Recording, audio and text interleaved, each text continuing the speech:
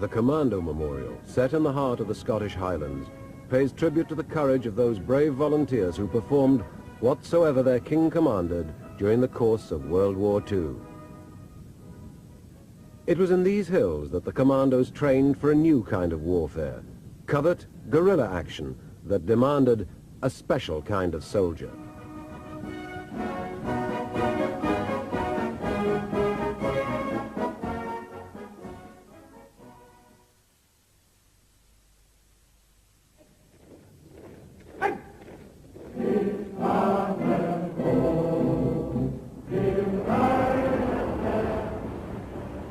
By June 1940, Nazi troops dominated mainland Europe, and Britain was under heavy fire from the Luftwaffe. London was burning, and the German invasion of England's south coast appeared inevitable. Humiliating defeats in Norway, France, and the Western Desert, culminating in the evacuation of Dunkirk, led Sir Winston Churchill to form a specialist fighting force. He instructed Sir Roger Keyes, Admiral of the Fleet, to find those men and officers who would be ready to spring up the throat of the enemy. Shimmy Fraser, Lord Lovat, a young officer in the Scots Guards, was quick to volunteer. We were the original Commando volunteers. We weren't even called Commandos until just about that time. Immediately after the fall of Dunkirk, there was a call for volunteers. You didn't have to be a cavalryman or a guardsman or a gunner. You could come from a mobile bath unit, anything at all that had uniform, warrior's uniform. It was a volunteer for what became eventually a shock troop set up, but not then. We were still learning, and neither officers or men were particularly efficient. Some were and some weren't, but we were all beginners. The Frasers owned land in the Highlands, wild, inhospitable country, which was to prove ideal training ground for these raw recruits. We took over something like 5 or 6 deer forests, 300,000 acres of land, where we could do anything we liked. One could force march by night, you could put dummy charges on things and blow them up, you could fire live ammunition at each other, you could learn to swim ashore, learn to get into boats in the dark, and do really severe marches lying out in the heather in winter.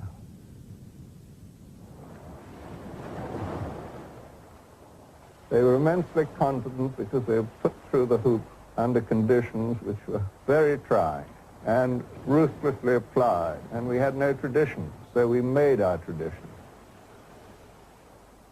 Now the training in this area is absolutely fabulous, really. And being young, some of us enjoyed it, and we did. If I say enjoyed the training, we did enjoy the training. And it's only later on, when perhaps we got used to that, we began to feel a bit, oh, to hell, not another 60-mile route march, we've done enough of these. But at the time, up in these areas, in this part of the country, it was fabulous. Trained and ready for war, the Commandos were growing impatient for action. But it was to be some time before they looked the enemy in the eye.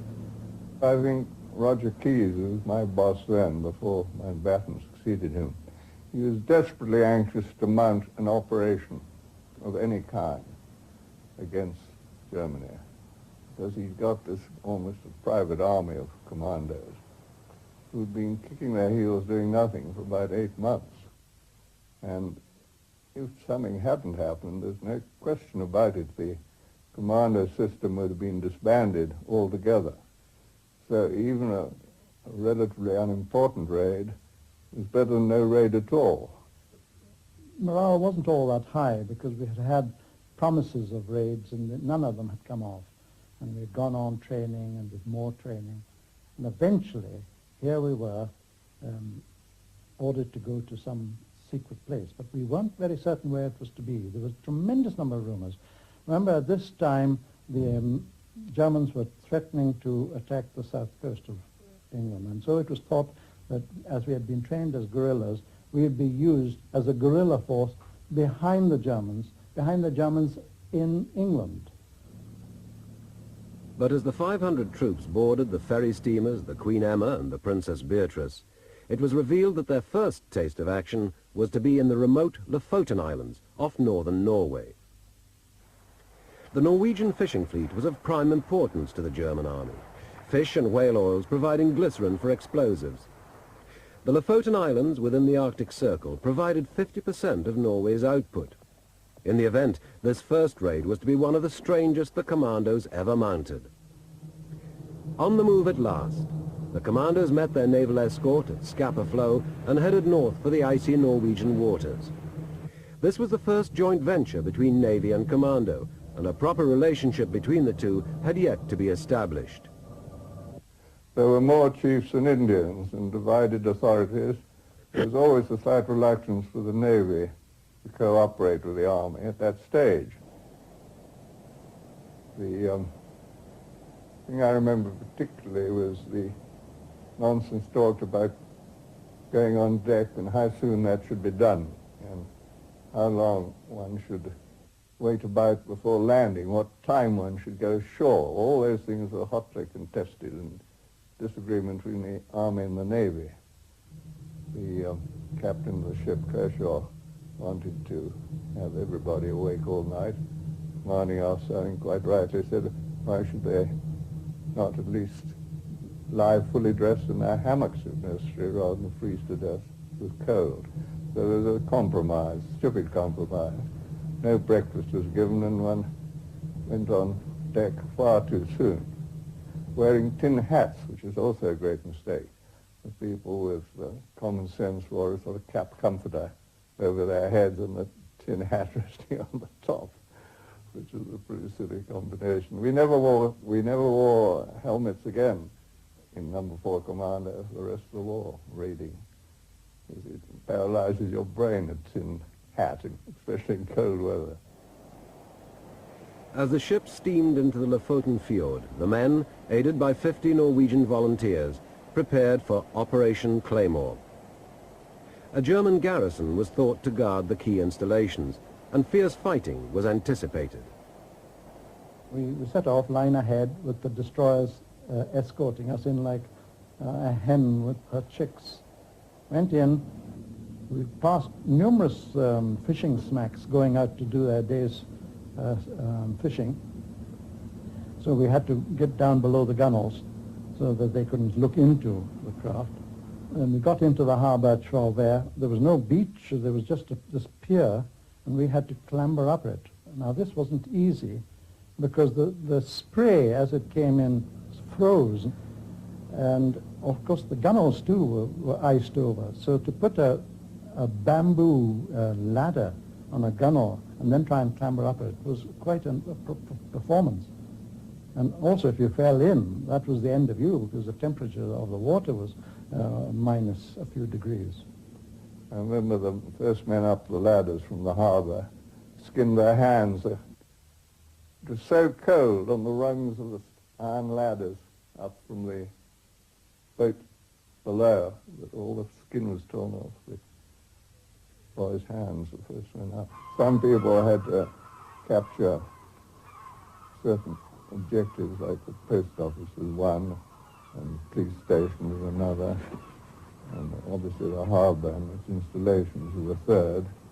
And then they were given tasks to destroy not only the shipping, but factories and all the suspected objects that could be considered useful to the Germans. The demolition parties set about their duties, releasing 800,000 gallons of fish oil into the freezing Arctic waters. 18 factories were blown sky high, and 11 ships scuttled. I awoke from the cannonade thinking the Germans were bombing. I jumped up, put my skiing trousers over my pajamas, and went outside. I heard it was British and Norwegian troops.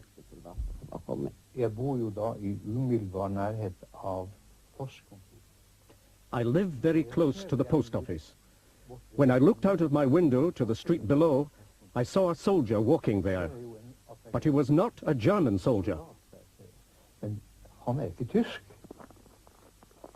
The mood among the soldiers was beginning to change, for it was becoming apparent that the expected German opposition was not going to happen. The troops began to mingle with the local inhabitants, and the post office became a popular center from which to send insulting telegrams to Herr Hitler.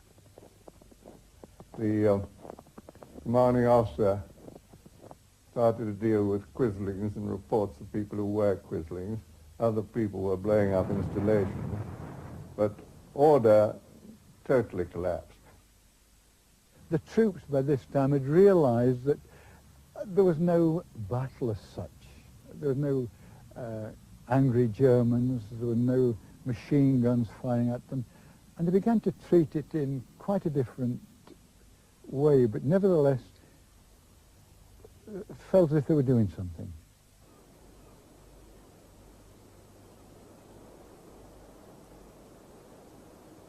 Jed Price, a private with No. 4 Commando, left his post on the pier and went in search of some real action. I disappeared and went walkabout to see what was going on. I hadn't seen any Germans up to that time, so I thought I'd go and look for some. And I wandered up along the street, and there was some shops there, and I saw one shop with some postcards in, and I thought it looked quite good. So I was in the shop and got a couple of postcards, which I offered. You know, I said I couldn't pay for them, but it was sign language. They said, oh, you're very welcome to take them, this, that, and the other. So I came out of there, and I still had a bayonet stuck on the end of my rifle. And I remember coming out of that shop, someone saying, Jed, you want to get that thing off your rifle, you're going to hurt somebody if you're not careful.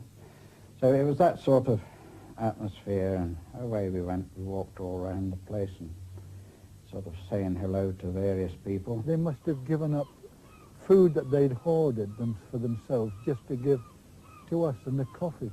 I mean, 20-year-old boys, guardsmen, coffee was the upper crust drink. It was tea for us, you know. So coffee was really something strange. But nevertheless, we did think after, well, they must have deprived themselves of an awful lot to have even given that to us. However, there was serious work to be done. Enemy shipping had to be destroyed. Bill Boucher-Myers escorted explosives experts to the Lofoten fjord. I went with the naval people to lay the explosives in the engine room, set the fuse, came back down, and the man in charge of the engine room in our little ALC had switched the engines off, and then of course he couldn't get them started. So here we were with boat hooks and whatever we could get hold of, trying to push ourselves away from this boat.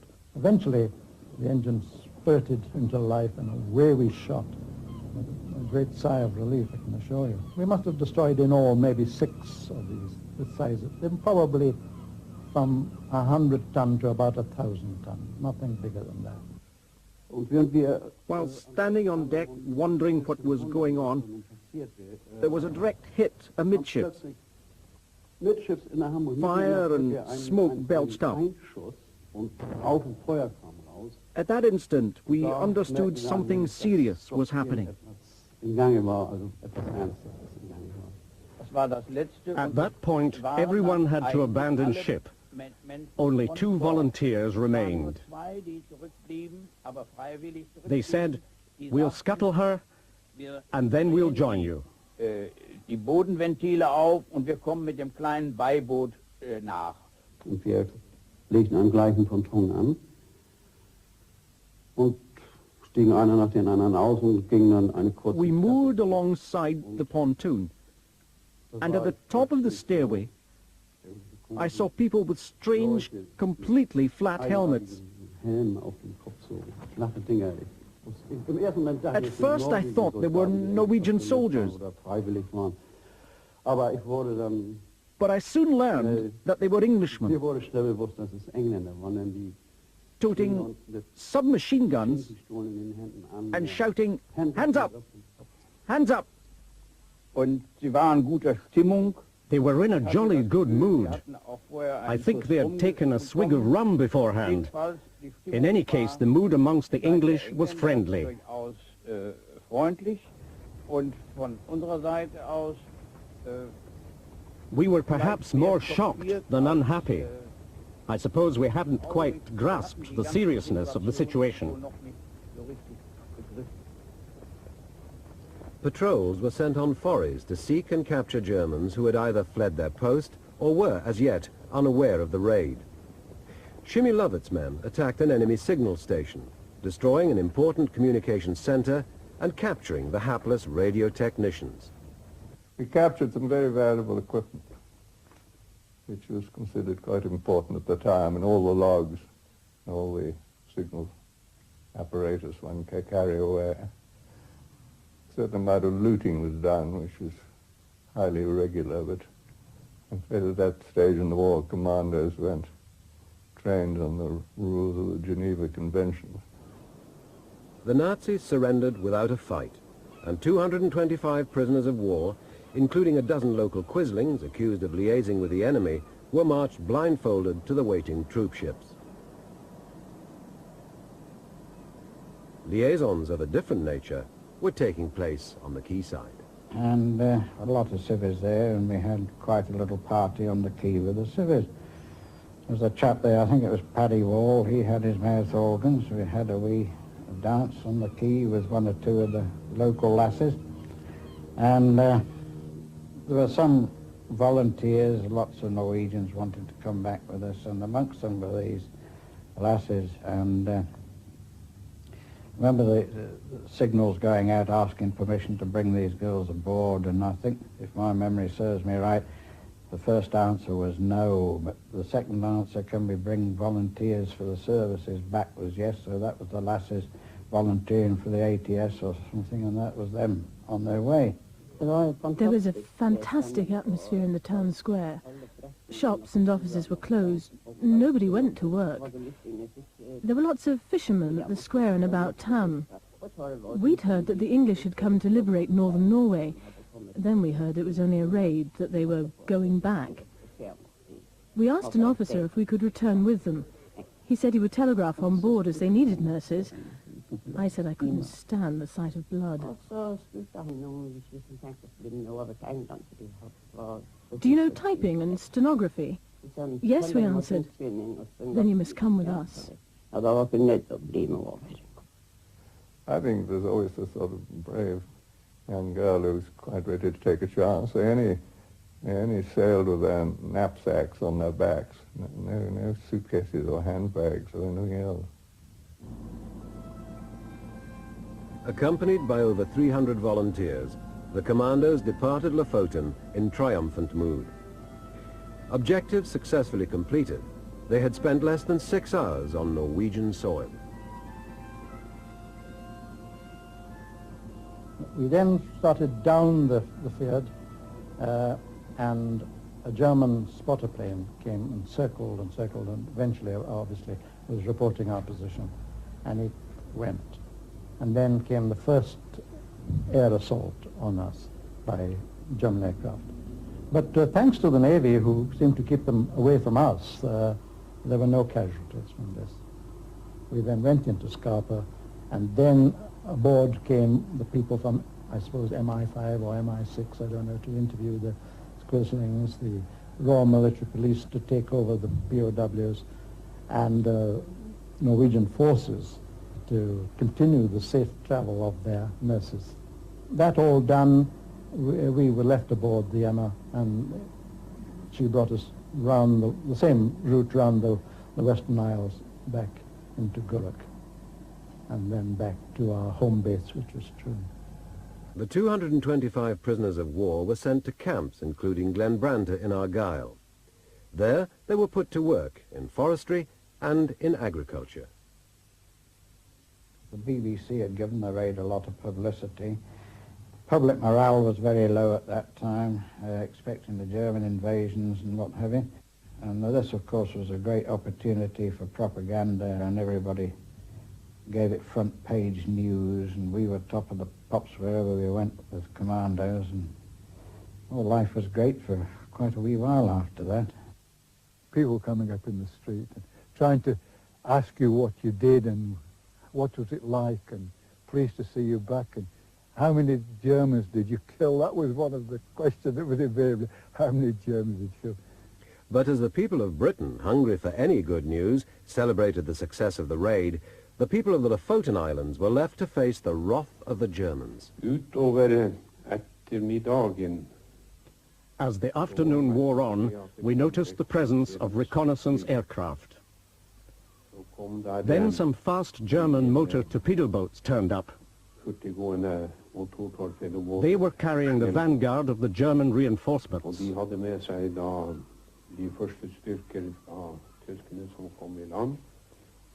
As far as I remember, they were SS troops. The cinema was surrounded by these soldiers. That's where the first arrests were made.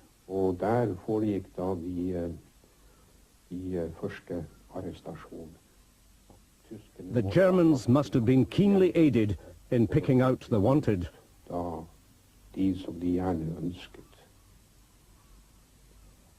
The Germans had been humiliated. They had lost 14 men in the raid and had been shown to be unprepared for attack. A second successful raid on the Lofotens, plus assaults on Spitzbergen and Vagso, rubbed salt into the wound. Hitler instructed German High Command to deploy 300,000 troops to the Norwegian garrison, a strategic move that many consider the turning point in the war, for these troops could have been deployed on the beaches of Normandy. In fact, the Allies never returned to Scandinavia, but the success of the Lofoten raid secured the Commandos' future. We became very professional later and became shock troops eventually.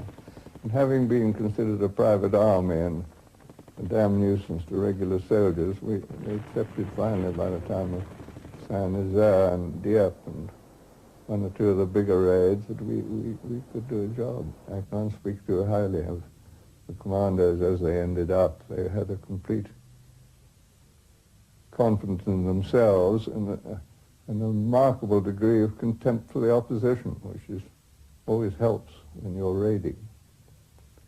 They thought it was out of the question they could go wrong. The volunteers who survived the rigors of the Akhnakari training knew they had a tough job ahead of them. Nothing again would ever be as easy as the first Lofoten raid. Indeed, all the Scandinavian raids were 100% successful, both economically and militarily. They went on to prove their valor in much bloodier battles, gaining 38 battle honors in their 5 years of active service. 1 in 3 commandos were killed or wounded in the Normandy landings, and over 1,700 commandos lost their lives during the course of the war.